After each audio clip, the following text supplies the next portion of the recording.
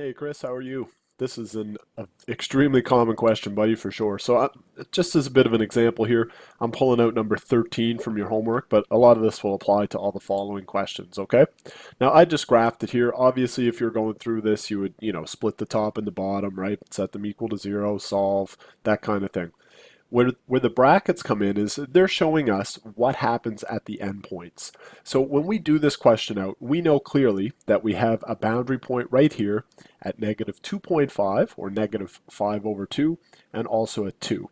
Now the shaded area here, if I zoom this out, this is telling us that all of the values from negative infinity up to negative 2.5 are valid, right? That'll work. So any value of x from negative infinity all the way up to negative 2.5 is going to work, but negative 2.5 is not going to work, right? There's no value right here at this line. And I'll projector mode that and hopefully we'll make that a little bit more clear, right? There's no line here.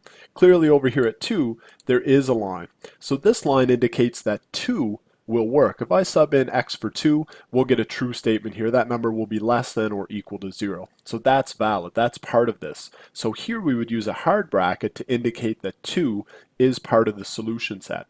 Over here with negative 2.5 or negative 5 over 2, if you want to leave that as a fraction, we would use a soft bracket because that indicates that any value from negative infinity all the way up to negative 2.5, but not including 2.5, will be a valid value of x. Over here, 2 is included all the way to infinity, so again, we would use a hard bracket on the 2. And if you look at the solution here for that, negative infinity to negative 5 over 2, soft brackets, of course. Soft bracket always on infinity. By definition, it never ends, so we don't use a hard bracket on any infinity, positive or negative.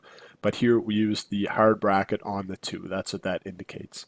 Now also, the U, the union symbol, just if you're not clear about that, that just means like and. There's a gap, right? So if we look at the graph of this one again, we can see that from negative 2.5 to 2 in between here, there is no value. Any value of x, if I were to pick like negative 1 and sub that in here, I wouldn't get a true statement. I would get a number bigger than or bigger than 0 basically. So there's no solution in here.